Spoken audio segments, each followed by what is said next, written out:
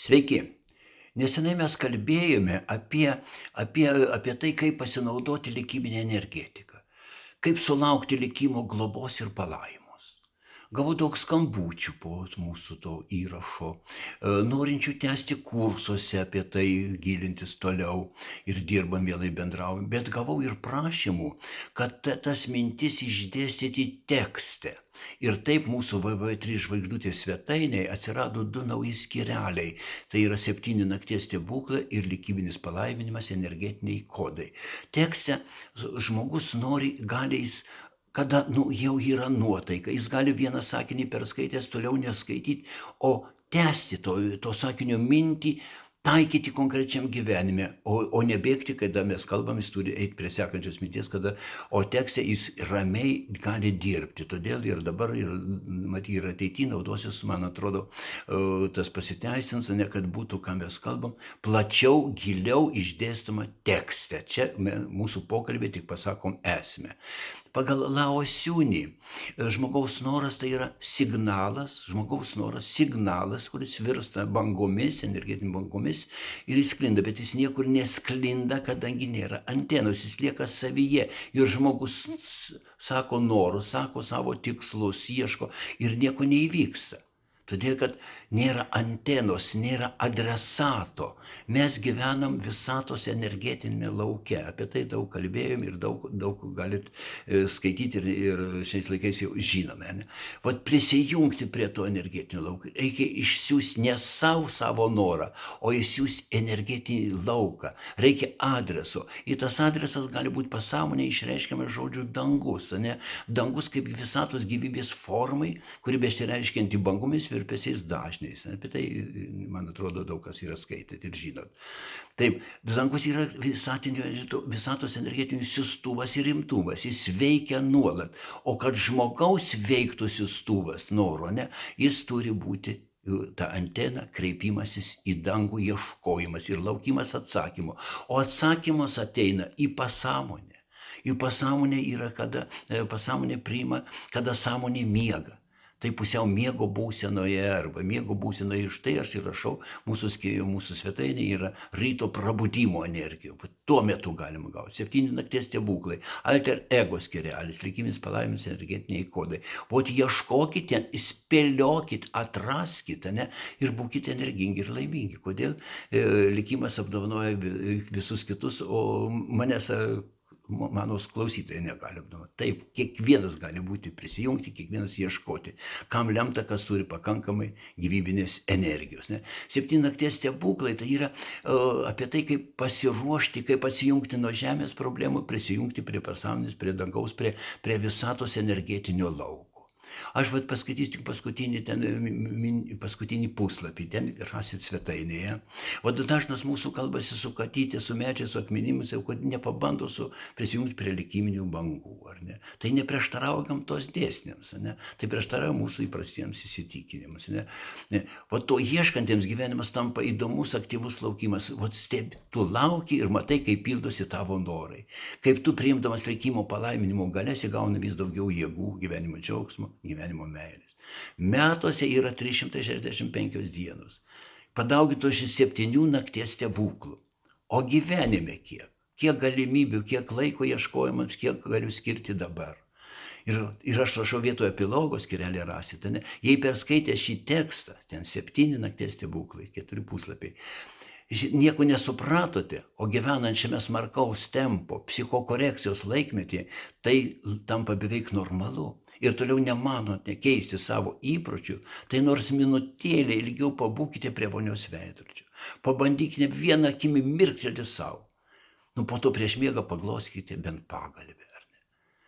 Tai jau gali būti būsimų pokyčių, naujų atradimų pradžia, ramaus miego, tik nedaug dievė viso gyvenimo.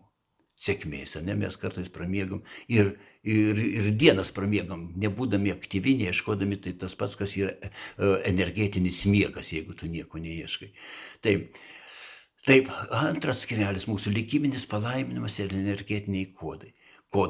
Likiminis palaiminimas ir energetiniai kodai. Mes nuolat kažką sprendžiame. Norint išspręsti problemą, kartais reikia labai daug jėgų, daug pastangų ir ne visada tai pavyksta. Ne? Vat vėl pagal Lao Siūnį, ne, reikia priimti savo praeities sėkmę, priėmus savo praeities sėkmę kaip stebuklą, tu vadinasi jau prisijungi prie gamtos stebuklų generatoriaus. Vat kas įvyko, pergalvokit savo gyvenimą, kas buvo laiminga, ir tai priimkit kaip likimo dovaną, ar ne? Ir tuo pačiu jūs prisijungėt prie sėkmės likiminio generatoriaus. Vat kai aš tapau redaktoriumi, aš priėmiau kaip stebuklą, kaip likimo palaiminimą. Aš 88 metais tapau. Beveik 40 metų mūsų leidykla, kaip palaiminta, išlieka per visus tos sunkumus, permainų, tos mūsų laikmečius ir taip toliau. Mes kaip palaiminta leidykla.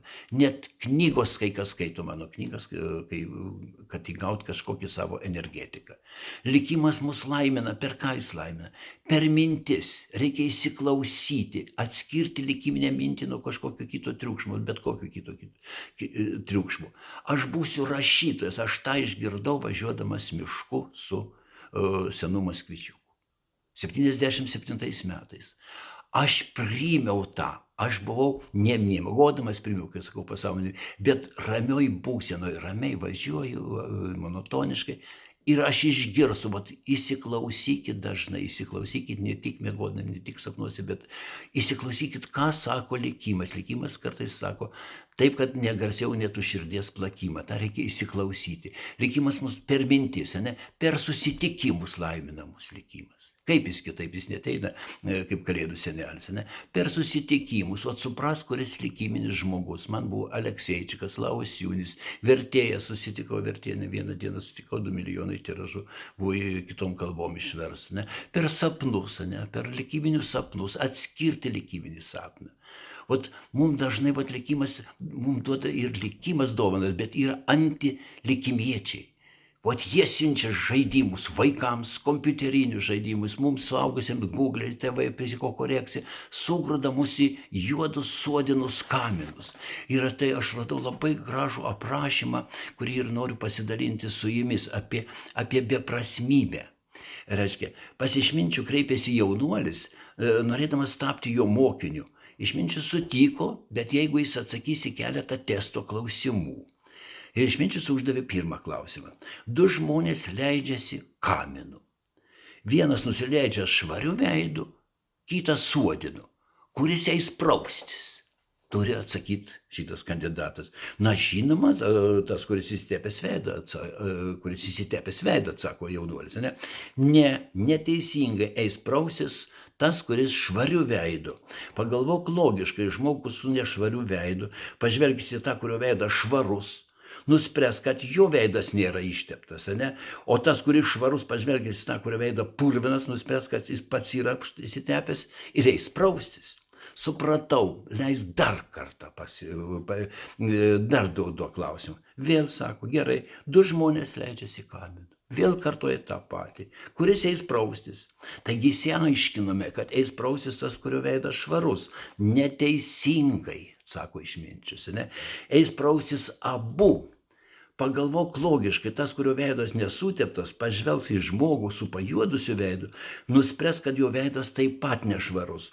O tas, kurio veidas purvinas, pamanys, kad anas nuėjo praustis, supras, kad jo veidas nėra švarus, taip pat eis praustis. Oi, apie tai nepagalvoju. Duokite dar vieną klausimą. Ir jis klausė kelius dar variantus. Jis visada įrodo, kad neteisingai reigo, kad niekas neis praustis, kad abu eis praustis, visi variantai neteisingai. Sako, gerai, duokit dar vieną klausimą, jau po visų variantų visi neteisingi. Sako, gerai. Ir vėl sako, 2 žmonės leidžiasi kaminu. Tai sako, nesąmonė. Ir supratom, kad nei vienas neis praustis, ne? Neteisingai daro išvadą. Dabar įsitikinai, kad tavo žinių nepakanka. Pagalvok, kaip gali nutikti, kad 2 žmonės leidžiasi tuo pačiu suodinu kaminu, vienas lieka švarus, o kitas įstepęs.